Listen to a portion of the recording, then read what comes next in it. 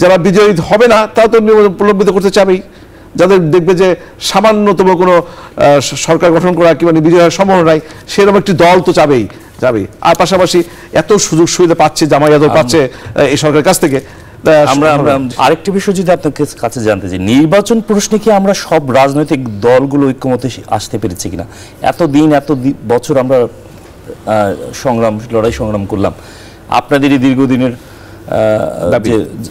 দাবি ছিল এবং আপনাদের জোটে ছিল একটি দল, তারা এখন অনেকাংশেই সাধারণ মানুষ মনে করে যে নির্বাচনের খুব একটা পক্ষে তারা না মনে হয়। আপনাদের কাছে কি মনে হচ্ছে? আমার কাছে মনে হচ্ছে যে তারা মনে হচ্ছে, তাদের কথাবার্তা মনে হচ্ছে তারা নির্বাচন প্রলম্বিত করতে চাচ্ছে। তার কারণ একটি, এটা পরিষ্কার হয়ে গেছে যে এই সরকারের কারো কাছে তারা সুযোগ সুবিধা পাচ্ছে। তারা আবার তাদের যে ল্যাকিংগুলো রয়েছে তারা প্রশাসনিক বা অন্য বিষয়গুলো তারা স্পষ্ট সুযোগ সুবিধা, আমি আপনাকে আঙুল দিয়ে বলে দিতে পারি যে কোথায় কোথায় সুযোগ সুবিধা পেয়েছে। তো এত সুন্দর সুযোগ সুবিধা তো স্বাধীনতার পরে দলটি আর কোনোদিন পায়নি, তাদের বিভিন্ন সময় বিতর্কিত ভূমিকার কারণে পায়নি।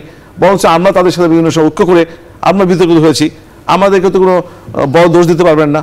আমাদের রাষ্ট্র পরিচালনা থেকে শুরু করে রাজনৈতিক ঐক্য করতে গিয়ে তো আমরা ক্ষতিগ্রস্ত হয়েছি। আমাদেরকে বিভিন্ন সময় তাদের দোষর বলা হয়েছে, অথচ এখন দেখেন তাদের দ্বারা আমরা ক্ষতিগ্রস্ত। অথচ এই সরকারের একটি অংশ তাদেরকে প্যাট্রোলাইজ করছে, তাদেরকে সুযোগ সুবিধা দিচ্ছে। তারা মনে করছে নির্বাচন আসলে তাদের কতটুকু বিজয়ের সম্ভাবনা। যারা বিজয়ী হবে না তারা তো নির্বাচন প্রলম্বিত করতে চাবেই, যাদের দেখবে যে সামান্যতম কোনো সরকার গঠন করা কিংবা বিজয় হওয়ার সম্ভাবনা নাই সেরকম একটি দল তো যাবেই।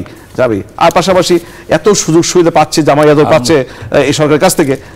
আমরা